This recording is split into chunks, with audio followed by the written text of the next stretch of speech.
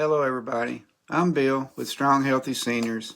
Today I want to tell you about my senior fitness journey because I think it's worked out really well for me, and I want to tell you how you may be able to improve your health by learning the things that I found out, and I want to share it with you because I've been exercising over 50 years. I'm 70 years old now. I started in my teens, but I've always tried to work out really hard, tried to always be consistent. But in my later years, as much as I would try to still work out like a young person, and I could in ways, but usually injuries or health issues or fatigue or just, it's just a consequence of getting older that I just couldn't do what I used to do. And when I'm thinking back, really, why was I trying to? What was I trying to be? Really, I had to rethink it all and realize that what I'm really trying to do at my age is just to be healthy.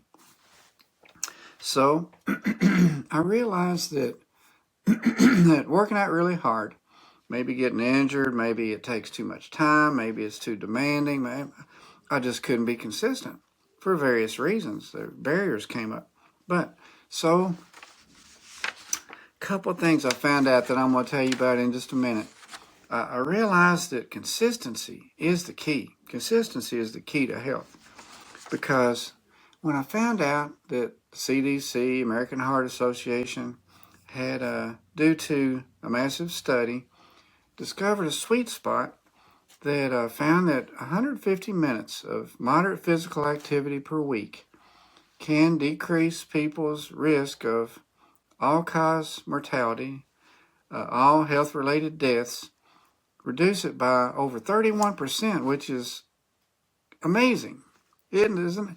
To reduce almost a third, to reduce your risk of dying of heart disease, of pulmonary disease, of diabetes, of obesity, of cancers, various health issues that consistent moderate physical activity can help you improve your health and in general. So I found that out. Also found out that animal foods, animal-based foods, were not benefiting me. I'd always been telling people what I'd heard. I always said, well, lean protein. I'd start, and that usually means like chicken breast, turkey breast, eggs, tuna, things like that. And then vegetables, fruits, nuts and seeds, fiber, that basically a healthy diet. Later on, though, I learned that due to the makeup of animal foods, that they contain a type of cholesterol that clogs your arteries. So that was out. So I started eating a vegan diet, and really, I started being so much more energetic and feeling so much better. So I dropped my glycemic index due to blood sugar issues, and I began to eat more vegan. And I found that I really love the diet. I love the taste of it. And here's what I discovered about exercise. Well, I was determined to be consistent, because how are you going to get 150 minutes of physical activity per week? Say like 30 minutes per day for 5 days. Say that. It really helps to be consistent. I don't really think it's that beneficial to try to get it all in one day, to be honest, no. I think it's better to spread it out either 3, 5 days, something like that, because it gives you time in between to recover. And I really believe lighter workouts more consistently are very beneficial for seniors. I found that to be true, and I believe it's because of this. After, like I said, over 50 years of exercising, seeing what I've seen, seeing people that are really, really demanding physical workouts get sick, get injured. Some have died, from very, very intense physical exercise. And when you look at it, why is it? Well, friends I've known that have had that, things I've read about it, it seems to be that your muscles can grow pretty fast. You can increase your muscle size, hypertrophy. You can increase that, But does that mean that your body systems are gonna be able to adapt that quickly? Can your body build blood vessels? Can your endocrine system adapt that quickly? Can all the different systems in your body? Can you begin to utilize oxygen? Can different things? As fast as your muscles can adapt, it's survival. If we're in a survival situation, our body may adapt to where we get stronger to do what we need. We may need to cut firewood to, keep warm, we may need to go hunt animals, and so our strength may have to increase just to survive, but just kind of short term. It doesn't mean that our bodies are going to adapt that quickly internally, in an intrinsic way. So anyway, I began to try to figure out how to be more consistent. You see, that's what I'm getting at. And I was having trouble doing it, so I kept saying, I'm so determined to do this, and I'm just going to back my workout back until I'm consistent. How far back does that have to go? And I kind of just decided that I'm just going to go down there every day. I had an exercise room, and I'm going to do what I feel like doing every day. Not too much. If it gets to be so much that I don't feel like exercising the next day, then I did too much. I want to get it to where the next day I still feel like exercising. It ended up all the way back to where I just started at square one. I just started at one repetition. Believe it or not, I didn't really want to have to go down and work out. I was getting aware that I was just burnt out. So I would tell myself, it's kind of tricked my mind. I would say, I'm going to go down and work out for a minute. I'm going to ride the exercise bike for a minute. I'd get on it for a minute, start feeling better, start getting moving and get the blood going, get the oxygen going. I'm feeling better. I just got started. You're just getting the ball rolling. Then I'd say, well, maybe I could do a chin up. I got this power tire here. I'd do a chin up. And I said, maybe I'll do a dip or a leg raise, something like that. And next thing I know, I'm doing just one of each. And so I did that. So I did a dip. I did a leg raise. I got some light dumbbells. I did one shoulder press. I did one tricep extension, a bicep curl, a deadlift, one squat, done really well, and one calf raise. And I was done, and then I would do a stretch, because I always loved to stretch. I would do about 9 or 10 stretches for a few minutes. And that was my workout. It took me maybe 5 minutes when I first started doing it. But I would go downstairs. I said, well, you know what? I still don't feel like that big, huge workout. I'm just going to do that little one. And here's the crazy thing that I found out. I just kept doing that. And each day, I would get a little better at it. I would improve my technique on that one repetition. I'm just starting at the very beginning. And now that I look at it, now that I think back, I just stumbled across that. But that is so wise. It really is. That makes a lot of sense to me. To just start at the beginning. Who's ever thought of that?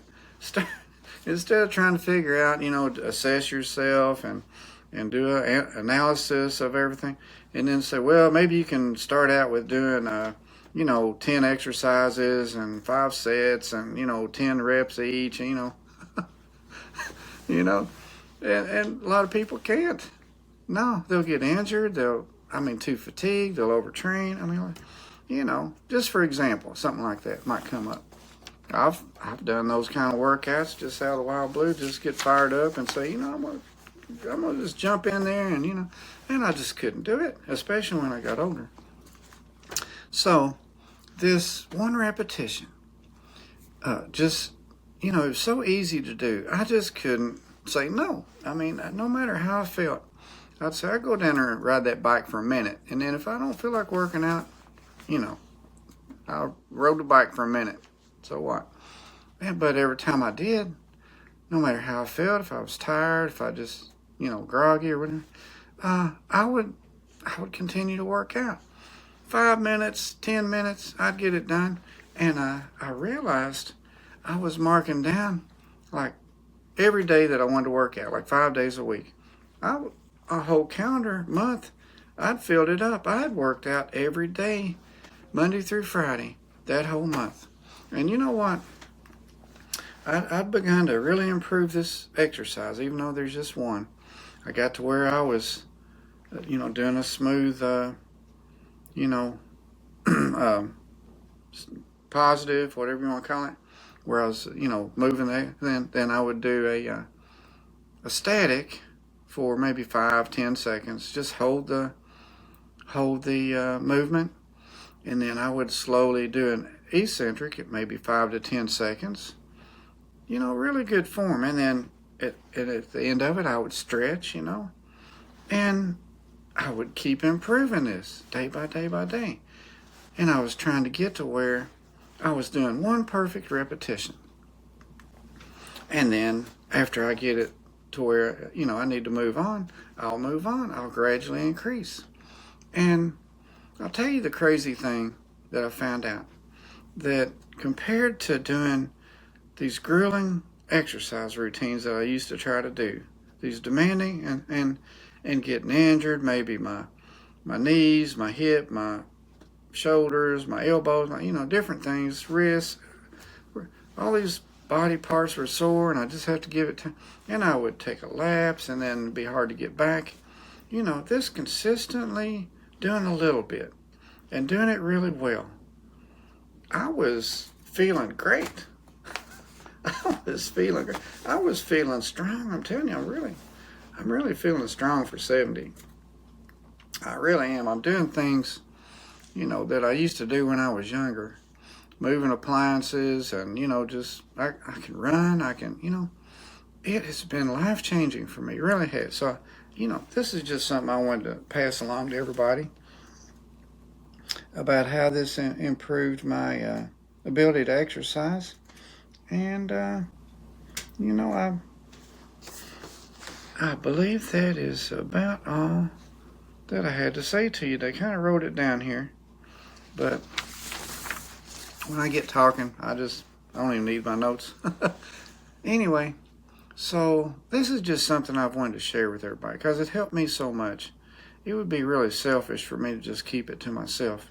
And I started this podcast because I want to exercise with y'all every day, Monday through Friday, and get everybody, as many people as I can, because I read where there's a low percentage of seniors exercising. And I thought, well, maybe it's because everything I see is too demanding on seniors. They're saying, well, you got to build a lot of muscle, you got to build more muscle, you got to exercise more, you got to eat more protein, you got to do all these things.